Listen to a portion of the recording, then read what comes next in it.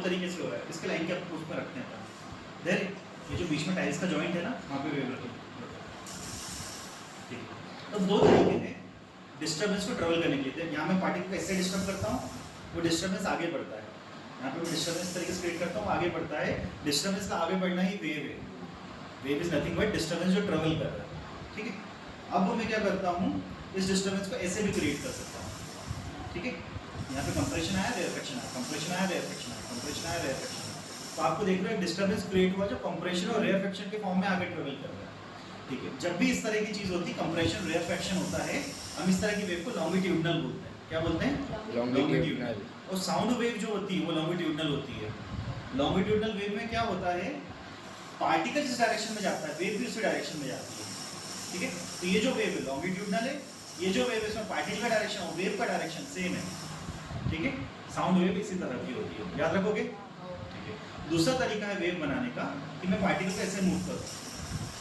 ठीक है, पार्टिकल को इस डायरेक्शन में मूव किया है मैंने, और वेव उस डायरेक्शन में जा रही है, तो पार्टिकल का डायरेक्शन और वेव का डायरेक्शन परपेंडिकुलर है। ठीक है, या सेम डायरेक्शन में नहीं है।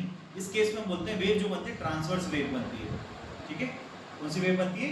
Transverse wave. पानी के सरफेस में जो वेव बनती है वो ट्रांसवर्स वेव होती है। रोप के अंदर जो रस्सी में हम जो वेव बनाते हैं, रोप के अंदर जो वेव बनाते हैं वो ट्रांसवर्स वेव होती है। ठीक है, और जो इलेक्ट्रोमैग्नेटिक वेव होती है वो भी ट्रांसवर्स वेव होती है। ठीक है, लॉन्गिट्यूडनल वेव, साउंड वेव याद रखना, और ट्रांसवर्स वेव की जो आपको एग्जांपल बताया वो।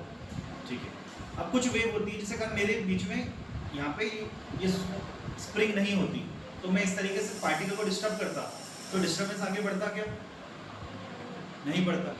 डिस्टर्बेंस को ट्रेवल करने के लिए मीडियम चाहिए था। यहाँ पे ये स्ट्रिंग है या स्प्रिंग है या स्लिंकी है, तो स्लिंकी के कारण वो ये डिस्टर्बेंस वहाँ तक पहुँच पा रहा है। तो कुछ ऐसी वेव होती है जिनको मीडियम चाहिए होता है, उन वेव्स को हम क्या बोलते हैं?